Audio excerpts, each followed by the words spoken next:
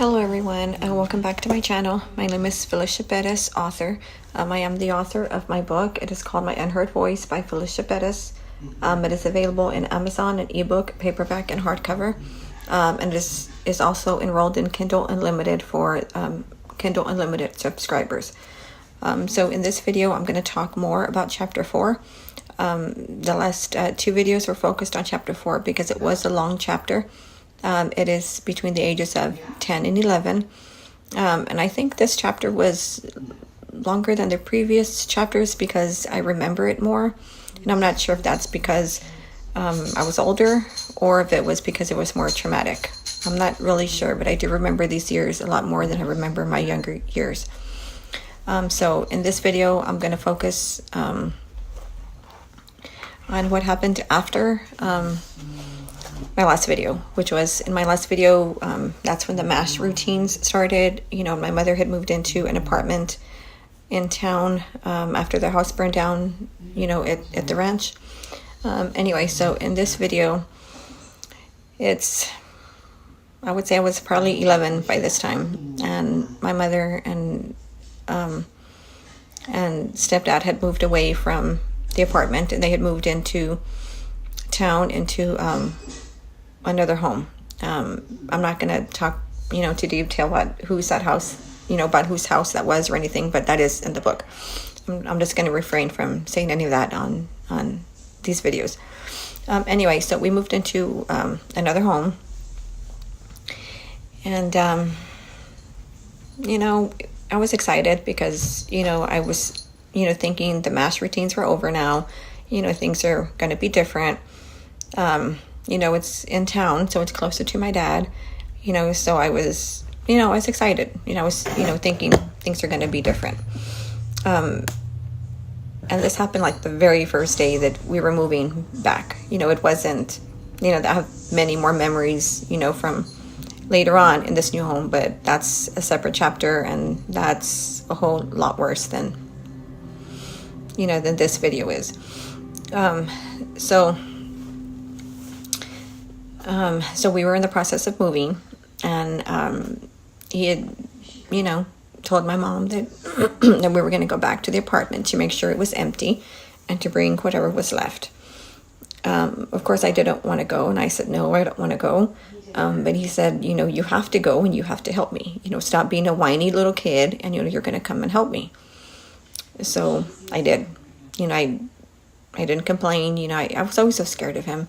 So I never complained. I never, you know, I didn't want to be the bad kid. You know, I didn't want to ever be in trouble. You know, I always wanted to please people, and, you know, and I did what he said. So we got in the truck, which was also a borrowed truck. And on the road over there, you know, it's about 10 miles a drive. You know, I was sitting in the passenger side of the truck, and, you know, he told me to scoot to the middle, that he wanted me to be in the middle so I can be close to him. And I told him, no, I don't want to. And then he said, I'm not asking you, I'm telling you. You know, he said, move to the middle. So I did. I remember I, you know, scooted to the middle of the seat, and he tried to stick his hand up my shorts, but he couldn't. You know, he could, you know, I was sitting down still, and he couldn't. So then he made me, you know, sit crisscrossed so he can get, you know, his fingers into my shorts. And I remember thinking, you know, cars are passing, you know, people are passing us, and, you know, there's other cars around, of course. And I remember thinking, I wonder if the other kids are being good right now. You know, I wonder if this is happening to them too. And I thought it was, you know, I thought it was normal. I didn't really know that it was wrong. I thought it was normal because it had been happening for so long at this point. But I remember thinking, I wonder if they're being good kids or if they're being bad kids, and if they're fighting. So, you know, I didn't want to be a bad kid, of course, so I always did what he said. But it always got worse. Like, and it seems like every time was worse than the time before.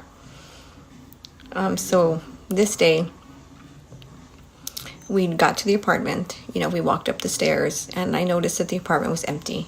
like completely empty. There's nothing in there. And he sits on the floor and he tells me to sit next to him. I tell him no. I'm like, there's nothing here. Can't we just leave? And he said, no. He said, I'm telling you to come and sit next to me. We're not leaving until you do.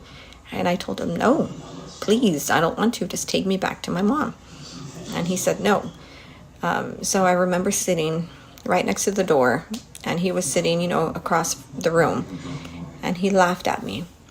He laughed, and he said, do you really think I can't reach all the way over there? And I was so confused. I said, reach what? I'm like, I didn't say anything out loud, but I was thinking, reach what? Is he talking about the white stuff? What is he talking about? How is he going to reach the white stuff all the way over here? I had no idea what he was talking about. And then he laughed again. And I never said a word. I just stayed sitting there, ignoring him, just never said a word. And of course, he already had his shorts down. He was already, touching himself and, telling me to go over there. And I said no. And then I felt my legs get warm. So no, it wasn't the white stuff. It was urine. He peed across the room and peed on my legs. I was so, humiliated. He peed on my legs. I was so hurt and I was so embarrassed. And I just got up and I ran to the bathroom. I was hoping I would find a towel or toilet paper or something, that I can wipe my legs with, but there was nothing in there. Everything was already packed. So I, got a hand, full of water, and I rinsed my legs with that. And then he knocked on the door, telling me that it was time to go, that I wasn't being any fun, and that it was time to go. So I ran right past him, ran down the stairs and got into the truck, and we left. The way home, I never said a word. I sat, as close to the passenger door as I could. He never said a word either until we were about a block away from home.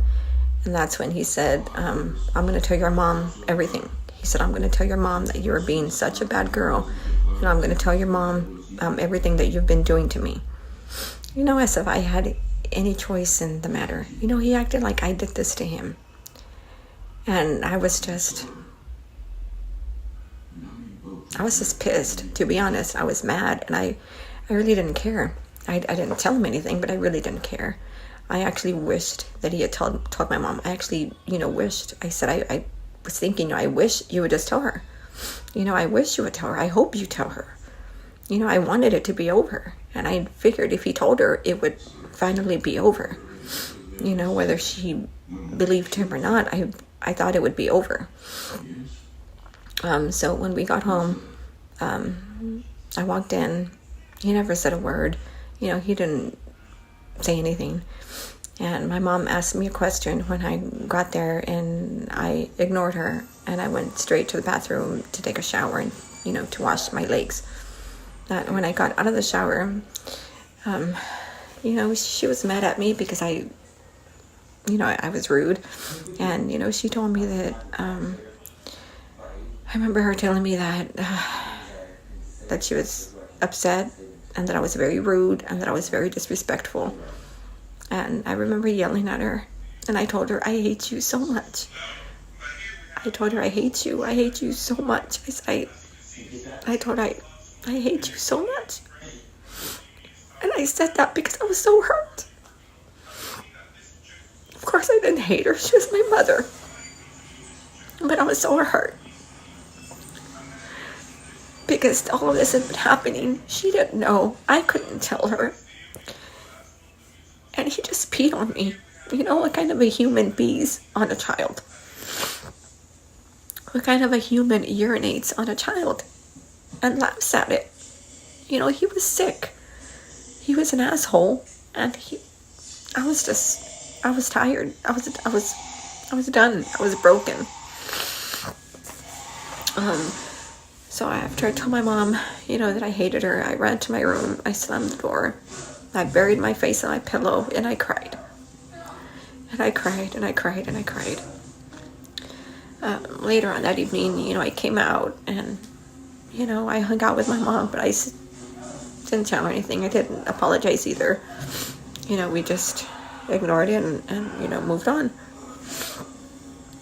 But the abuse got worse once we moved into this house. It didn't get better like I had hoped. It got worse. In the next video, I will be talking more about that. Thank you for watching. Of course, reach out to me if you have any questions or if you want to, if you want to talk. Again, thank you for watching my videos. And, if you want to subscribe, please do, or like or comment on my videos. I appreciate it. Also, if you can please share my videos. I really want my story to get out there because I really want people to know the damage that this stuff does to a child, because people don't get it. They just do not get it. And I'm trying my best to raise awareness, because this shit needs to fucking stop. It really does. It destroyed me. It destroyed my mindset.